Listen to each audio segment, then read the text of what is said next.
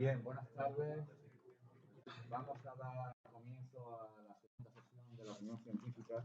Me han encomendado la tediosa tarea de presidir la mesa y de hacer escrito, lo tedioso por escrito. De manera que bueno, comenzamos con la charla o la exposición de Pilar Diarte, perdón, de Manuel Castro y Lando Olmo, que no están por aquí, sobre Recópolis.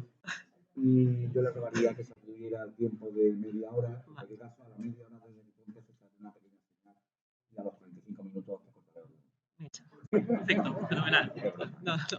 De manera que, bueno, adelante. Vale. Bueno, buenas tardes a todos. En primer lugar, me gustaría agradecer a los organizadores el habernos invitado al equipo de Recópolis. Estamos muy contentos de participar en esta reunión, que no por un tema que efectivamente ha sido tratado en los últimos años, el tema de las... Vale, gracias. De las transformaciones de los espacios domésticos no es menos interesante porque, y no es por barrer para casa, pero en los últimos años la ampliación de las secuencias temporales, sobre todo tardorromanas, tardoantiguas y altomedievales, ha ampliado, digamos, quizás más las dudas que las certezas en cuanto al funcionamiento de estas transformaciones y cuándo podemos hablar de continuidad o cuándo tenemos que dejar de hablar de continuidad. Nosotros, el equipo de Recópolis, lógicamente vamos a hablar de Recópolis. Ya hemos organizado la presentación en torno a tres partes fundamentales. Una parte en la que hago una pequeña introducción sobre la ciudad, porque hay algunos aspectos que conectaremos luego también con los espacios domésticos, y aunque presupongo que todos ustedes conocen el yacimiento, pero bueno, siempre se puede aportar algún dato interesante o que sea poco conocido por el momento. Después, la parte central, que efectivamente está dedicada a los espacios domésticos.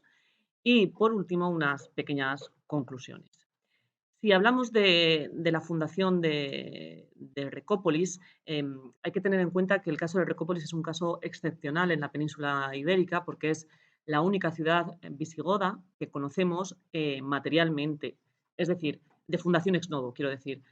Porque hay otras que las fuentes nos hablan de su fundación, pero no tenemos esa constatación material como la tenemos en Recópolis. Y eso efectivamente nos plantea un escenario interesante para estudiar diferentes aspectos de las cronologías altomedievales. Es cierto que si comparamos nuestra presentación con la de las que hemos visto esta mañana, pues de Segóbriga o de Zaragoza, nosotros vamos a hablar de una cronología mucho más limitada, porque son 2 siglos y medio fundamentalmente a lo que nos vamos a concentrar en estos momentos. Porque la zona de espacios domésticos de la que hablaremos empieza con la fundación a finales del siglo VI y a mediados del IX está abandonada. Entonces, evidentemente nuestra cronología es más limitada, pero no por ello menos interesante. Recópolis se funda en el año 578, la funda Leovigildo y se funda en la llamada Celtiberia visigoda. La Celtiberia visigoda es, grosso modo, las provincias actuales de Cuenca y Guadalajara. Y viene a ocupar un espacio que podría corresponder más o menos al territorio de la sede episcopal de Arcádica, la antigua Arcádica, que en aquel momento, según las excavaciones que se han llevado ahí, estaría abandonada, con lo cual habría una población dispersa, pero lo que es en la ciudad, según las excavaciones que han hecho otros equipos, pues en el siglo VI no habría un ambiente urbano como el que vamos a ver en Recópolis. La ciudad debió suponer un impacto en su momento, como así nos transmiten pues, Juan de Viclaro o Isidoro de Sevilla, que nos hablan precisamente de Leovigildo y de esa gran fundación. En los últimos años nos hemos dedicado especialmente a analizar el paisaje, las transformaciones del mismo, y en el caso de Recópolis hemos podido ver que gira en torno a tres conceptos o ideas fundamentales. Por un lado, la transformación de los ejes viarios. Vamos a ver cómo Recópolis va a ser un elemento de conexión entre el Levante peninsular y la capital del reino, con Toledo, y va a establecer todo un sistema como en estrella, por decirlo de alguna forma, de vías, por otro lado, normal en las cronologías que estamos trabajando. Va a crear, en relación con la ciudad, se van a crear una serie de asentamientos rurales, probablemente como forma también de abastecimiento de la propia ciudad o también de mantenimiento, alguno de ellos, del acueducto que se va a poner en marcha y que se va a construir para abastecer a la ciudad. Y por último, la transformación del agrosistema, que hemos podido ver gracias a análisis arqueobiológicos, fundamentalmente pólenes, pero también arqueobotánica, arqueofauna, que hemos visto bueno, pues que se llevaron a cabo incendios controlados, probablemente para abrir pastos, con una ganadería fundamentalmente ovicaprina, perdón, y pues otro tipo de elementos que nos hablan de una transformación del paisaje que, como digo, tiene que ver directamente con la fundación de Leovigildo. Si nos centramos en aspectos más urbanos, lo que predomina sin duda alguna en la topografía urbana es la construcción del llamado complejo palatino. El complejo palatino, que es conocido así desde ya las excavaciones de Cabré en los años 40, está formado por 3 grandes edificios. Si se fijan ustedes, el más grande de ellos tiene en torno a 140 metros. El que, digamos, tenemos dudas porque no hemos podido excavarlo, pero la geofísica parece marcarnos que tendría en torno a 110 metros, y luego uno más pequeño, contiguo a la basílica, una basílica visigoda, que está hoy en gran parte enmascarada por lo que es la ermita medieval, ¿de acuerdo?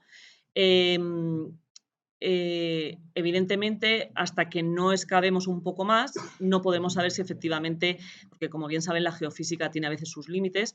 En este caso creemos que es así, porque además estos muros tienen un cierto empaque y resultan más fáciles para detectar con georradar, por ejemplo, pero nos encontramos ante pues, que no podemos excavar porque estos territorios, estos suelos son suelos privados, y mientras que, aunque es parque arqueológico, mientras que Castilla-La Mancha no ejerza, digamos, su poder, pues bueno, no podemos continuar con las excavaciones. Lo digo porque hay veces que nos dicen, bueno, ¿y por qué no excaváis un poco más para allá? Que no podemos, básicamente. O sea, no es porque no queramos. Precisamente en relación a lo que se hablaba esta mañana en la presentación de Tarraco, sabemos que tendríamos el llamado complejo palatino, tendría 2 pisos, los edificios, con un primer piso con suelo de cal, mientras que el segundo tendría un opus signinum. Esto es interesante porque conecta precisamente con la idea de esta mañana, del hecho de que tenemos la parte de abajo más probablemente con un carácter más económico o de tipo administrativo, y la parte de representación estaría en el piso superior.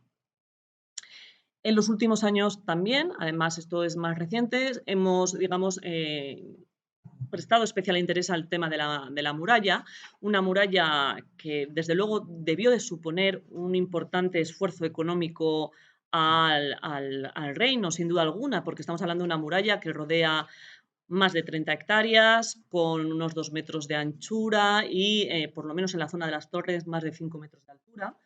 Que nos hablan, pues como estoy diciendo, de un gran esfuerzo económico para la construcción de la misma. Además, en las investigaciones que hemos podido realizar, hemos visto que la muralla se construye en 2 grandes fases. Una primera fase que tiene que ver directamente con la planificación del primer momento, y una segunda fase ya en pleno siglo VII, que es cuando se termina digamos, de construir. Si ustedes se fijan, verán que en la parte superior pone también reparación. La reparación tiene ya que ver con las fases islámicas, pero era una vez que ya la muralla estaba completamente construida. No son de las 2 fases de construcción que estoy hablando. Bien, vamos a pasar, una vez enmarcado el yacimiento y lo que hemos estado haciendo en los últimos años, vamos a hablar del tema que realmente nos ocupa hoy, que son los espacios domésticos. En esta fotografía uno no lo aprecia muy bien porque es una fotografía cenital, pero realmente el palacio, el llamado complejo palatino, se encuentra en una cota superior, y las casas que nosotros vamos a estudiar están en una cota por debajo de esa terraza, ¿de acuerdo? Ven, si se fijan ustedes, a ver, ay, perdón.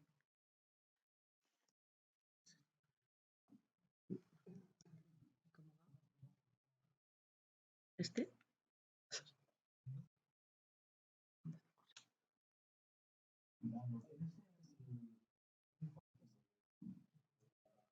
Ah, vale, bueno, ahí está la puerta, ¿de acuerdo? Sí, es que en la pantalla normalmente con el ratón se puede, pero no.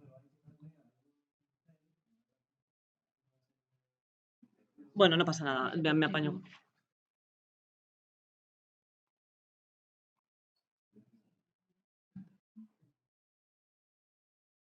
No pasa nada, ¿eh?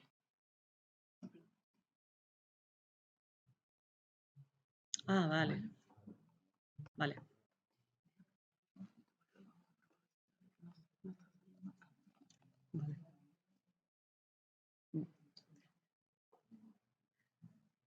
Vale, esta es la puerta que estaba explicando que separa, digamos, la terraza superior de la terraza inferior. Si antes de hablar de los espacios domésticos hablamos un poco de la construcción de toda esta zona, nos fijamos que también tiene bastante importancia la zona de los talleres y las tiendas. De hecho, en Recópolis tenemos una producción de cerámica a torno rápido bastante importante, con una diversidad formal importante tanto para cerámica de mesa como para cerámica de cocina. Tenemos también gran cantidad de importaciones, fundamentalmente del norte de África, pero también de zonas más orientales del Mediterráneo.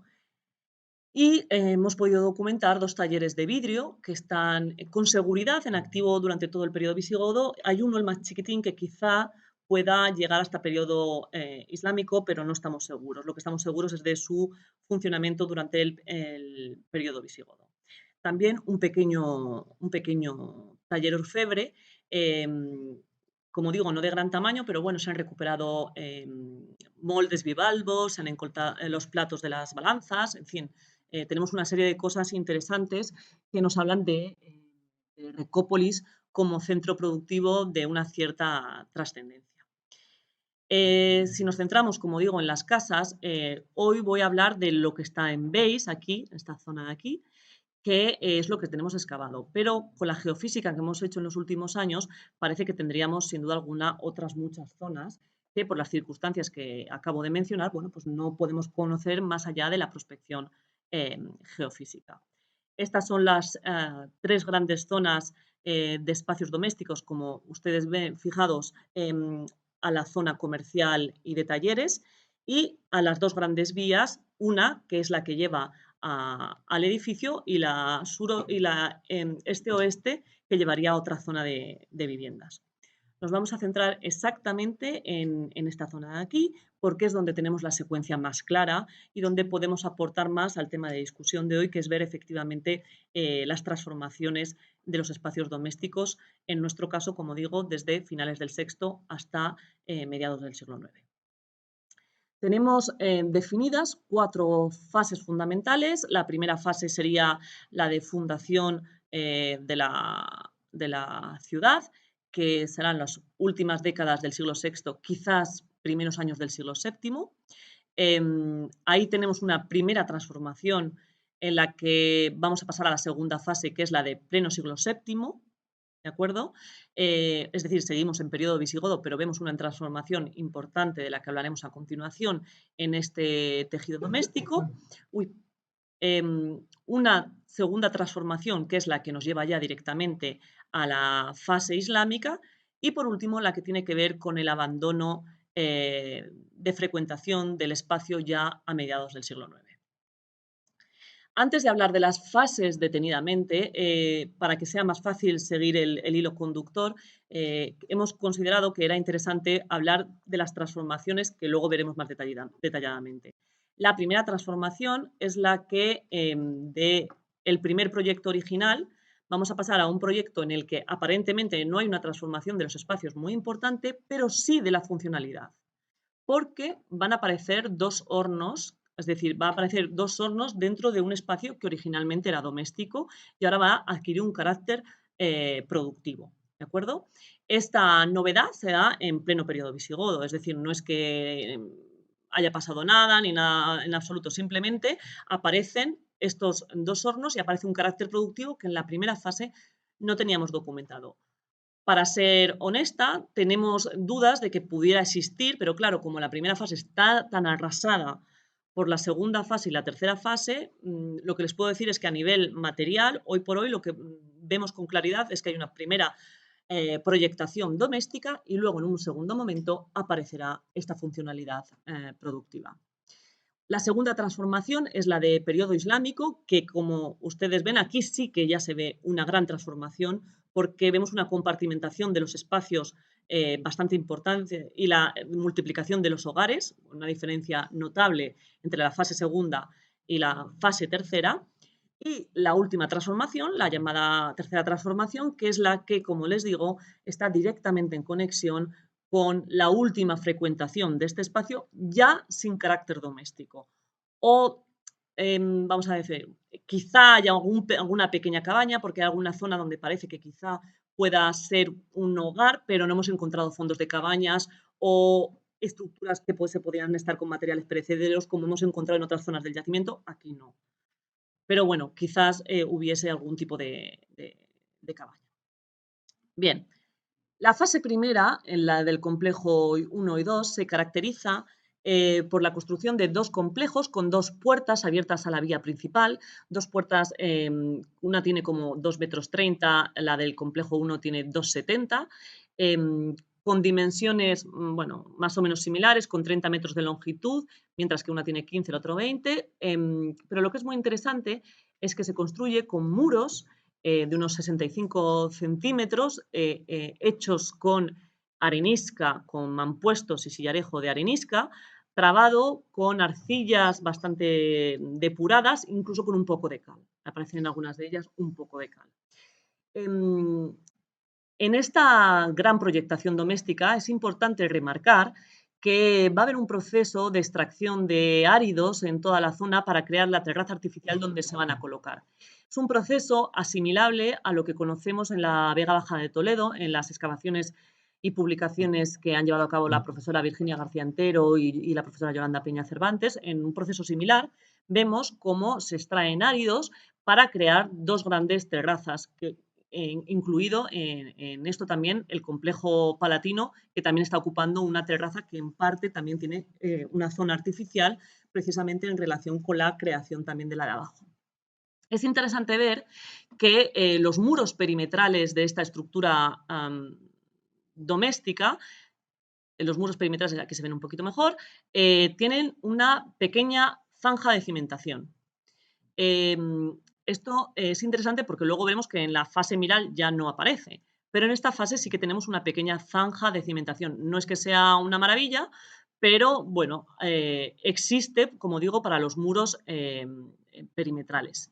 En cuanto a lo que es la cultura material que documentamos dentro de los espacios domésticos, tenemos pues una variedad de formas bastante importante de cerámicas producidas en la propia Recópolis, también de importaciones, como digo, y concretamente en el complejo 2 se halló esa especie de tesorillo con monedas romanas muy rodadas, pero que bueno, que se seguían utilizando en el momento, ese anillo, ese elemento para el pelo de tradición romana, esos elementos metálicos, y lo que es más importante, ese tremis de Leovigildo, de la ceca de Élvora, que se data en el 580-586, que aparece precisamente en el patio articulador, aparece, si volvemos aquí, aparece en esta zona de aquí, directamente apoyado en ese pavimento de cal que nos está hablando precisamente de esa primera fundación y de esa primera organización doméstica que tenemos en la llamada fase 1. No lo he dicho, pero lo que tenemos son, en cuanto a pavimentaciones, son preparados de cal. En alguna zona parece que quizás hubiese encima de esos preparados de cal una capa de arcilla pisonada, pero en otras zonas da la sensación que sería todo cal, ¿de acuerdo? Que no tenemos el preparado, pero que encima simplemente continuaríamos con la cal. Si pasamos a la segunda fase, como les he comentado antes, lo más interesante es la aparición de hornos. Si se fijan ustedes, también aparece este nuevo ámbito en el patio articulador, que en la primera fase no estaba, pero que no transforma sustancialmente el espacio que conocemos. Lo que verdaderamente transforma son este horno y el que está en el espacio B. En el caso del espacio A, es este de aquí, ha sido imposible saber la funcionalidad, está completamente arrasado por la fase emiral, pero en cambio con el del ámbito B tuvimos un poco más de suerte porque encontramos gran cantidad de escorias y pues, nos están hablando de una actividad metalúrgica. Este ámbito central no tenemos elementos para decir que es un ámbito para almacenaje, pero al encontrarse entre los dos hornos hemos propuesto que quizá pudiese ser un espacio de almacenaje. En cualquier caso, lo que es interesante de esta segunda fase es que van a convivir en un mismo espacio una actividad doméstica y una actividad productiva que en la primera fase, en la de la proyectación original, no aparecía y que en cambio aquí sí que aparece. Respecto a las estructuras, no hay un cambio sustancial, se recrece algún muro, pero poco más. La cultura material es muy similar, seguimos con gran cantidad de formas cerámicas, de vidrio, y quizás lo interesante es que aparecen en grandes contenedores, que en la primera fase no teníamos. Aquí aparecen grandes contenedores y, de nuevo, nos ayuda a conectar con la idea de que aparece también un carácter productivo que en una primera fase no teníamos. Respecto a lo que se hablaba esta mañana, tenemos un enterramiento y lo hemos querido destacar porque normalmente los enterramientos que tenemos en espacios domésticos en Recópolis suelen ser de fases islámicas. En cambio, este de aquí aparecía por estratigrafía en fase visigoda y lo mandamos a analizar en beta y efectivamente la cronología que nos ofrece es al 95% 554, 650, 68, 592, 641. Nosotros creemos que estamos hablando ya de un pleno siglo VII, pero bueno, esta es la cronología ofrecida por beta. Si pasamos a la tercera fase, es la que vemos ya una gran transformación del espacio, de cómo había sido concebido en un primer momento. En esta fase islámica lo que vamos a ver es, sobre todo, es una intensificación indiscutible de los espacios habitacionales. Aparecen muchos espacios habitacionales y muchos hogares. Ustedes se preguntarán, en la primera fase, en la fase visigoda, no había hogares. Debía haberlos, pero como les digo, están tan arrasados que no los hemos podido recuperar, por eso hemos preferido no representarlos porque sería prácticamente una invención. Los que tenemos claros son los de la fase islámica. ¿Qué podemos decir de esta fase islámica aparte de esta compartimentación y aparte de estos hogares? Bueno, podemos decir, entre otras cosas, que van a utilizar los muros, a veces refuerzan los muros ya existentes, a veces crean nuevos muros para las compartimentaciones y vamos a ver una técnica constructiva menos cuidada. Si en la fase 1 teníamos sillarejo y mampuestos de arenisca, ahora vamos a tener arenisca y travertino. Señalo lo del travertino especialmente porque en el caso de los sillarejos y los mampuestos de arenisca no eran expoliados, eran obtenidos para la construcción de esas casas. En cambio, con los de travertino, aparte de la sensación que dan ellos de que han sido extraídos de otra parte para utilizarlos, nosotros sabemos en el yacimiento que el travertino se utiliza especialmente en el arco monumental, se utiliza también en el arco de la muralla de entrada, se utiliza también en la basílica, en la construcción del arco de los diferentes arcos de la basílica, porque es un material más ligero. Entonces, aquí lo que creemos es que están empezando ya a expoliar otros edificios del entorno para la construcción de los muros de la fase islámica. Además, como ustedes percibirán por la foto, hay un crecimiento bastante importante de la cota de uso, en torno a 50, 60, en algunos puntos incluso 70 centímetros, pero si volvemos a la imagen de atrás, aunque la compartimentación es total, no hay ningún efecto para, digamos, lo que vería la gente desde fuera del espacio, porque el urbanismo no se modifica. Siguen manteniendo las vías originales de la planificación inicial, se mantienen, no hay ningún cambio. Incluso las puertas, la entrada y salida de estos complejos domésticos sigue siendo la misma, no hay ninguna modificación. Y creo que es algo interesante en relación a lo que estábamos hablando de continuidad y ruptura. Eso sí, como he dicho, con una cota bastante sobrelevada de la que había sido la original. En cuanto a la cultura material, aquí tenemos unas fotografías de los hogares, algunos detalles de los hogares de fase islámica. En cuanto a los materiales cerámicos que encontramos, son los propios de época islámica, desaparecen los grandes contenedores y desaparece también la vajilla en vidrio. Desaparece completamente y lo que tenemos es cerámica sin más y esta profusión de hogares. El hecho del aumento de hogares hace también plantearnos si es que hay un aumento poblacional. La realidad es que con los datos que tenemos en la mano no podemos aventurarnos a decir algo así, porque estamos excavando una parte muy limitada del yacimiento. Si hablamos simplemente de lo que estamos viendo, parece que sí que podemos decir que hay un aumento de familias viviendo en ese espacio, aumento del número de familias, pero no podemos hacer una valoración a nivel de la ciudad porque, como les digo, la excavación es muy limitada.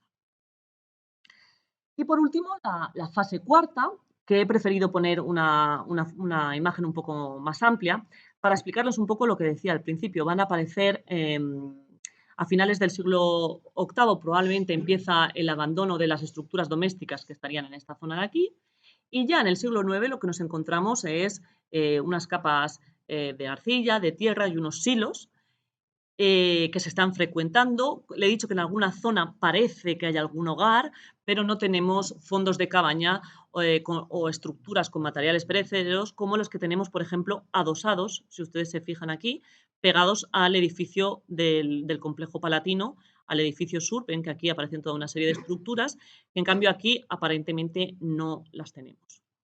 Esta sería la última fase y a mediados del siglo IX, probablemente en relación, bueno, probablemente no, sin duda, en relación con la fundación de Zorita, que va a ser el nuevo elemento de control del territorio y en consecuencia el abandono progresivo del Recópolis. De hecho, Zorita, que está a 2 o 3 kilómetros, se va a construir en parte con piedra de Recópolis.